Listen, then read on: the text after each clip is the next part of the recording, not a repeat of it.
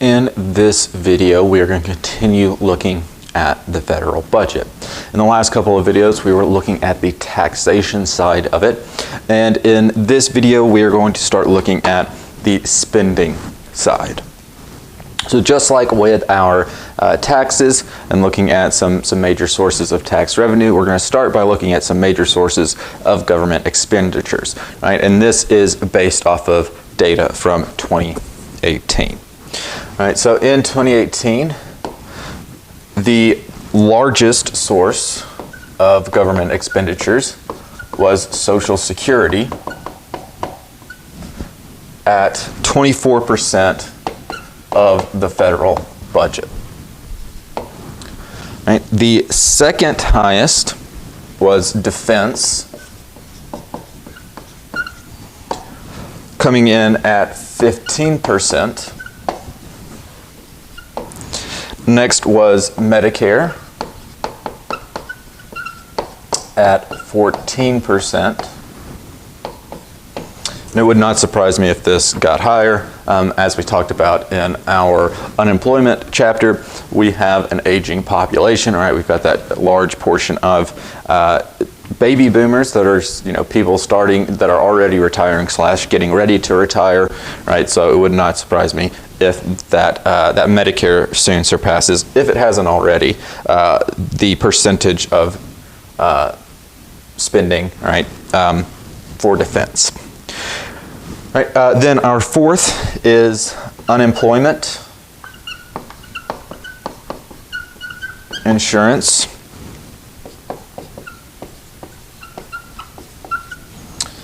And other transfers, which is also at 14%. And the fifth largest is net interest, so interest paid on the debt, right? The U.S.'s debt, and that is at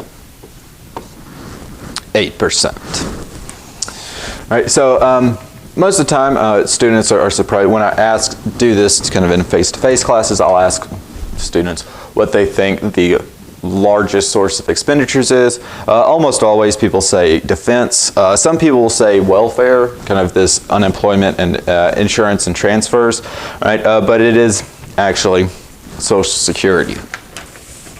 All right, so let's take a little bit closer look at each of these, starting with Social Security.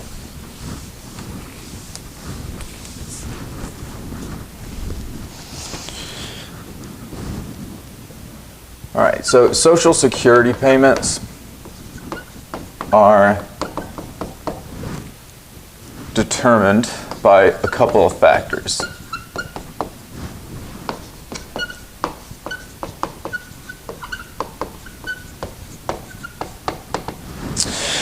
All right, so one is your average earnings. Another is your marital status.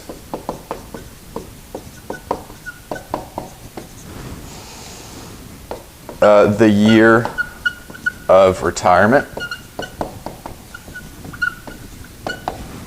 And the age at which you retire.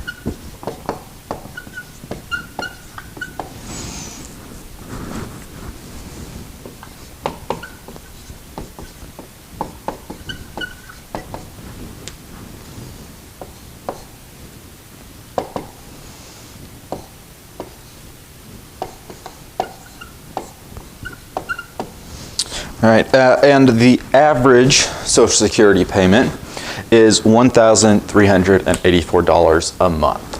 All right, so we're gonna talk a little bit more about this in a second. But one thing I will note, all right, if you look at that $1,348 a month, right? That's not a lot of money, right? That's a little bit more than $14,000 a year. Right, so the kind of the big thing, right, especially when we're looking at this Social Security chapter, or not Social Security chapter, section, right, is do not rely on Social Security. all right, for a variety of reasons, all right. One of which is that, I mean, that's a really low amount of money, all right. I'm sure you could get by on this amount of money, but it would probably not be very enjoyable. So you definitely want to be putting money into retirement accounts, all right, getting something going, all right, and don't just rely on Social Security. All right, another reason is because it might not be there when you get to retirement age. Right, or at least, well, let's just talk about this, and then I'll go on a rant. All right, so here is some information, all right, about net benefits from Social Security for different years for different average wages. All right, so low, medium, and high average wages. All right, this comes from your book. Also, if memory serves, I believe low average wages was $30,000, medium was $60,000, and high, I want to say, was $120,000. All right, and if you retired in 1975, all right, actually, let's bring this in. I think we're going to need more space than that. All right, so if you retired in 1975, right, your net benefits, all right, so net benefits, of course, meaning how much you paid in, or how much you get back minus the amount you paid in. All right, so your net benefits with a low average income or low average wages was $46,807. For medium, it was $53,999, and for high, it was $52,284. Right, for if you retire, and these next two columns are projections, right? So for if you retire in 2010, right, and with low average wages, you are estimated to get a net benefit of $88,286. For medium wages, and I might need to give myself more room here. For medium wages, your net benefit is negative $43,255. And for high, it's negative $95,212. And then for those retiring in 2030, so probably for most of us, we're going to be still working at this point, so this isn't even for us. All right, low average wages, net benefit of $3,062, and for medium, negative $85,945, and for high, negative $193,874. All right, and these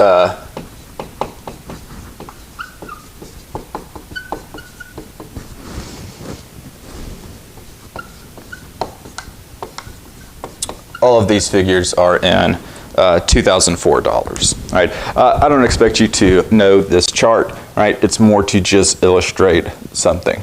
Right? Just once again, right? Do not expect Social Security to be there when you get to retirement age. Right? Or if you do expect it to be there, don't rely on it, right? Don't let that be your sole source of kind of retirement age income, right? Social Security really wasn't designed for what we use it for today, right? When it was first created, I want to say the retirement age, the age at which you could start drawing Social Security, was about 62 years old. And the average life expectancy in the U.S., right, or maybe at least for men, was 60, right, or 61. Right? So really it was kind of designed for you to never draw it, right, and only there for people that lived a very long time. All right.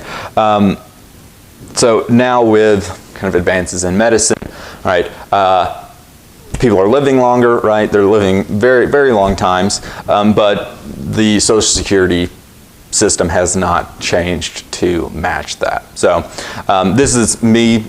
This is normative.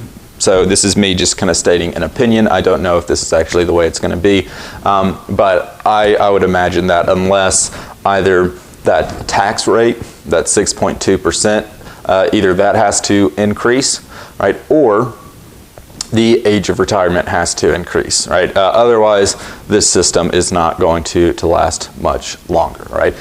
We've got, and also another problem with this system was, even if you retire, there's a story in your textbook, I believe, of a woman who, the first one to get a Social Security check, right? So she kind of turned that age like right after it had gone through, right? And she got paid out for her entire life, right? So she didn't put really any money in, right? And she got a lot of money out of it, right?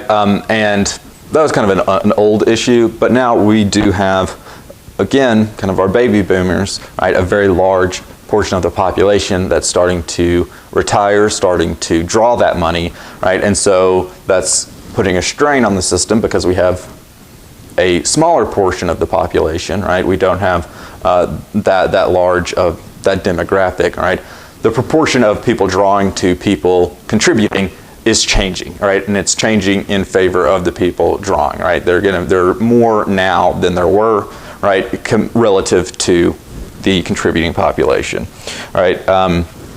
Not just the contributing population is still, I would imagine, much larger than the drawing, but still those dynamics are changing, all right? And so that is just something to be on the lookout for.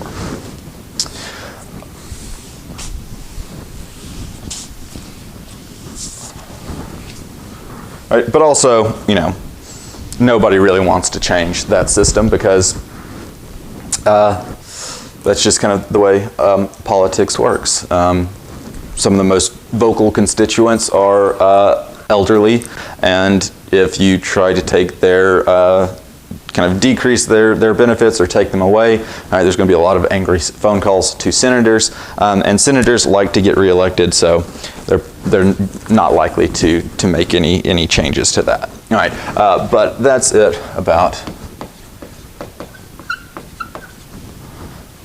Social Security. Let's turn now to defense. All right, probably won't surprise any of you that the United States spends more on defense than any other country. All right, so here are the top 3 spenders on defense for 2018. I'll give you guys a second to just kind of think about who you think is going to be up there and might surprise you. All right, there's one that might surprise you. All right, but I've already told you the first one. It's the U.S. All right, the good old U.S. of A. All right, in 2018, spent $649 billion on defense, which was 3.2% of GDP. The next contender is China. All right, spending $250 billion, or 1.9% of its GDP. And then finally, Saudi Arabia, spending $67.6 billion,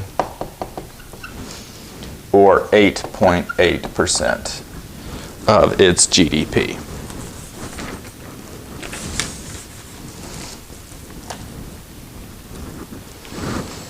All right, once again, I usually ask students who they think are going to pop up here. China is usually a pretty safe bet. Nobody really ever picks Saudi Arabia. Usually the guess is Russia. But no, it's Saudi Arabia. All right, coming in that third slot. All right, so we got a couple more of these to go through, but we'll just save those for the next video. So we'll go ahead and call it here. In the next video, we're going to be looking at Medicare and Medicaid, as well as the unemployment insurance, as well as other transfers. All of that stuff probably isn't going to take too long, so that video should be pretty quick, and we'll just go ahead and wrap it up there. All right, but that's what's coming in the next video. I will see you then.